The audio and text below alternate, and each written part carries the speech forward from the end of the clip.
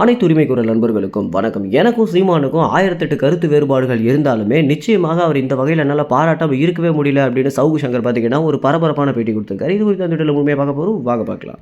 ஆரம்பத்தில் சீமானை கடுமையாக விமர்சித்து அதற்கு பிறகு தற்போது நிறைய அரசியல் விமர்சகர்கள் பார்த்தீங்கன்னா சீமானுக்கு ரொம்பவே மரியாதை கொடுத்து பேசிட்டு வந்துட்டு இருக்காங்க. ஆனால் இவங்க அனைவர் இடத்துலையும் வந்து ரொம்ப தனித்து தெரியக்கூடியவர் தான் பார்த்தீங்கன்னா சவுகு சங்கர். ஆரம்பத்தில் சீமானை கடுமையாக விமர்சித்ததும் அதற்கு பிறகு சீமானோட ஒரு தம்பி போல மாறினதும் கட்சியில் ஒரு நிர்வாகி போல மாறினதும் அதற்கு பிறகு மீண்டும் சீமானையே கடுமையாக விமர்சிக்கிற ஒரு நபராக மாறி இருக்கார் சவுகு சங்கர்.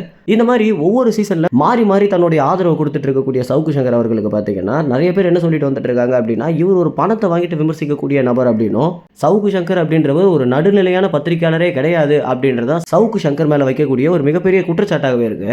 இப்படி 1008 குற்றச்சாட்டுகள் இருக்கு. ஆனால் சவுகு சங்கர் அவர் தரப்புல இருந்து என்ன சொல்றாரு அப்படின்னா, அது எப்படிங்க நான் சீமானை குறித்து நல்லது சொன்னா கேட்டுக்கிறீங்க, சீமானை குறித்து விமர்சனம் பண்ண ஏத்துக்க மாட்டீங்க அப்படின்ற கேள்வியும் கேட்டிருந்தாரு.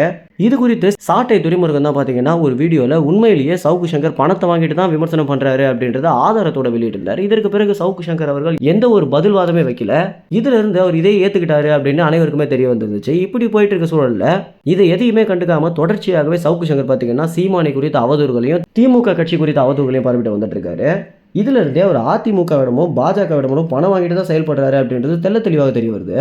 இப்படி போயிட்டு இருக்க சூழல்ல நேற்று தின நேர்காணலில் பார்த்தீங்கன்னா யாருமே எதிர்பாராத விதமாக சவுகு சங்கர் சீமானுக்கும் எனக்கும் ஏகப்பட்ட கருத்து வேறுபாடுகள் இருக்கிறது உண்மைதான் அப்படின்னும், ஆனால் நிச்சயமாக இந்த ஒரு வகையில் என்னால் அவரை பாராட்டாமல் இருக்கவே முடியல அப்படின்னு சவுகு சங்கர் அவர்கள் பார்த்தீங்கன்னா ஒரு விஷயத்த சொல்லியிருக்காரு. அது என்ன அப்படின்னு பார்த்தீங்கன்னா, தமிழ்நாட்டில் இருக்கக்கூடிய அரசியல் கட்சிகள்லேயே சீமானுக்கு இருக்கக்கூடிய அரசியல் சாணக்கியத்தனம் அப்படின்றது பெரிய எந்த கட்சி தலைவருமே இல்லை அப்படின்றத நிதர்சனமான உண்மையாகவே இருக்கு அப்படின்னும், இந்த 14 ஆண்டு காலங்களாக சீமானுடைய ஒவ்வொரு நகர்வுகளையுமே பார்த்துருக்கேன் அப்படின்ற முறையில் சீமானுடைய அரசியல் நுணுக்கங்கள் அப்படின்றது பிற அரசியல்வாதிகள் பார்த்து கத்துக்கக்கூடிய இடத்துல இருக்கு அப்படின்னும், எப்படி ஒரு மனுஷனுக்கு இந்த அளவுக்கு அரசியல் ஞானம் இருக்கும் அப்படின்றத எனக்கே சந்தேகமாக இருக்கு அப்படின்னு சவுகு சங்கர் அவர்கள் பார்த்தீங்கன்னா யாருமே எதிர்பாராத விதமாக சீமானை குறித்து நிறைய நல்ல விஷயங்களை பகிர்ந்திருக்காரு.